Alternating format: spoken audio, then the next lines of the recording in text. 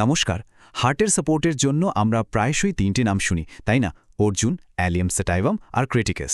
এখন কথা হচ্ছে, নামগুলো প্রায় একসাথে শোনা গেলেও এদের প্রত্যেকের কাজ কিন্তু একেবারে আলাদা।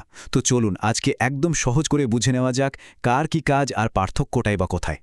যখন হার্টের সুস্থতার প্রশ্ন আসে তখন সঠিক জিনিসটা বেছে নেওয়াটা তো খুব জরুরি, কিন্তু যখন সামনে অর্জুন, অ্যালিয়াম স্যাটাইভাম আর ক্রিটিকাসের মতো অপশন থাকে তখন একটা কনফিউশন তো তৈরি হতেই পারে যে কোনটা আসলে কার জন্য দরকার। চলুন আজকের এই আলোচনায় এই বিভ্রান্তিটা পুরোপুরি দূর করে ফেলি। আচ্ছা, বিষয়টাকে আরও সহজ করে বোঝার জন্য চলুন একটা দারুণ কল্পনা করা যাক।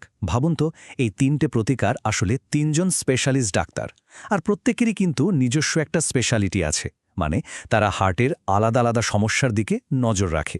তাহলে আর দেরি কেন, চলুন এক এক করে এই বিশেষজ্ঞদের সাথে আলাপ করা যাক। আমাদের লিস্টে প্রথমেই যার সাথে পরিচয় হবে তিনি হলেন অর্জুন। অর্জুনকে বলা যেতে পারে হার্টের মাসেল স্পেশালিস্ট, মানে হৃদপেশির একজন স্ট্রাকচারাল ইঞ্জিনিয়ার। এর মূল কাজটাই হল হার্টের পেশিগুলোকে ভেতর থেকে মজবুত আর শক্তিশালী করে তোলা। অনেকটা জানেন তো, ঠিক যেমন একটা ভালো টনিক পুরো শরীরটাকে চাঙ্গা করে তোলে, অর্জুনের কাজটাও হার্টের জন্য ঠিক সেরকমই। দেখুন, অর্জুনের কাজের জায়গাটা কিন্তু বেশ পরিষ্কার। এর প্রধান ফোকাসই হল হার্টের মাসেলকে শক্তিশালী করা। করোনারি আর্টারি ডিজিজের ক্ষেত্রেও এটা বেশ সহায়ক। আর এর অন্যান্য উপকারিতার মধ্যে হার্টের ওভারঅল পারফরম্যান্স বাড়ানো আর ব্লাড প্রেশার বা কোলেস্টেরল কিছুটা নিয়ন্ত্রণে আনাও পড়ে। এক কথায় বলতে গেলে এটা হার্টের জন্য একটা টনিকের মতো কাজ করে। আমাদের দ্বিতীয় বিশেষজ্ঞ হলেন অ্যালিয়াম স্যাটাইভাম। এটা মূলত রসুন থেকে তৈরি হয়।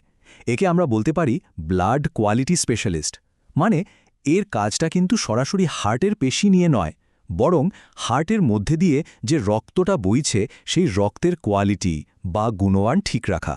সোজা কথায় ইনি হলেন একজন মেটাবলিক বা বিপাকীয় বিশেষজ্ঞ।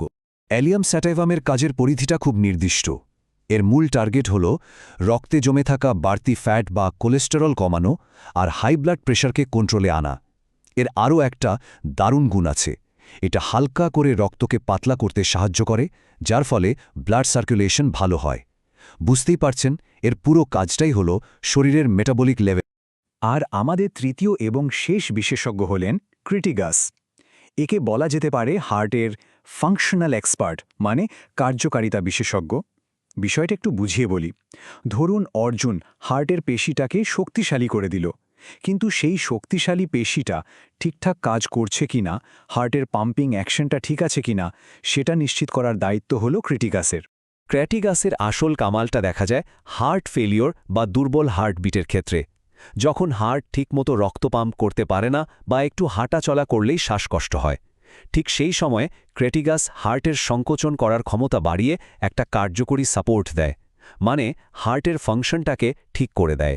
তো এতক্ষণ তো আমরা এই তিন বিশেষজ্ঞের আলাদা আলাদা পরিচয় জানলাম, কার কি স্পেশালিটি সেটাও দেখলাম, কিন্তু এমন কিছু জায়গা আছে যেখানে এদের তিনজনের পথটা এক জায়গায় এসে মেশে।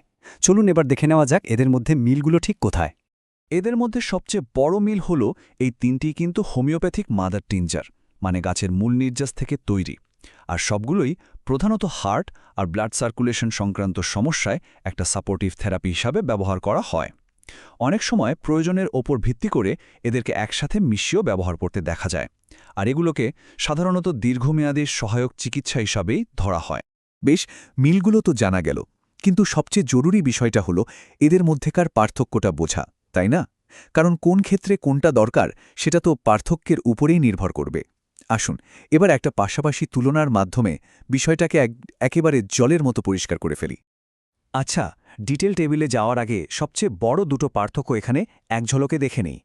অর্জুন কাজ করছে সরাসরি হার্টের মাসেলের গঠনের ওপর, আর অ্যালিয়াম স্যাটাইভাম কাজ করছে রক্তের কোয়ালিটির ওপর। মানে একজন যেন রাজমিস্ত্রির মতো দেওয়ালটাকে মজবুত করছে, আর অন্যজন পাইপলাইনের ভেতরটা পরিষ্কার রাখছে। সহজ, তাই না? এবার চলুন পুরো বিষয়টার একটা সারাংশ এক নজরে দেখে নিই। যদি প্রধান লক্ষ্যের কথা বলি, অর্জুনের লক্ষ্য হার্ট পেশি, অ্যালিয়াম স্যাটাইভামের লক্ষ্য রক্তের চর্বি, আর ক্রিটিকাসের লক্ষ্য হার্টের ফাংশন।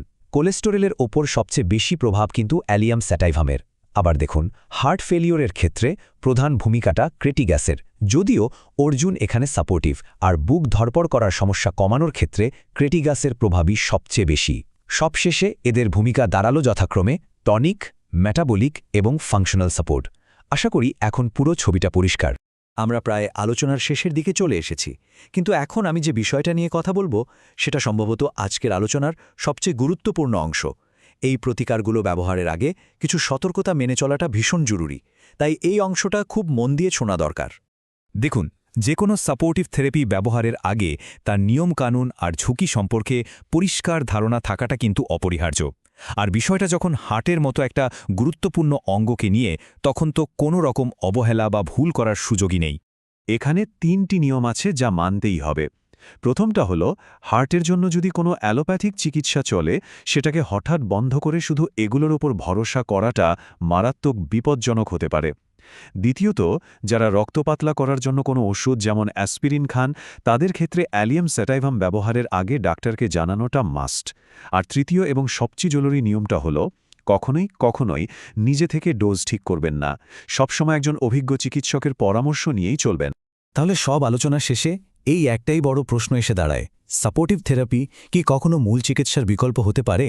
আমার মনে হয় আজকের আলোচনা থেকে এটা একদম পরিষ্কার, যেই প্রতিকারগুলো খুবই গুরুত্বপূর্ণ সহায়ক ভূমিকা পালন করে, কিন্তু কোনোভাবে এগুলোকে মূল চিকিৎসার বিকল্প ভাবাটা ঠিক নয়। মনে রাখতে হবে, সঠিক জ্ঞান আর চিকিৎসকের পরামর্শ, এর থেকে ভালো উপায় আর কিছু হতে পারে না।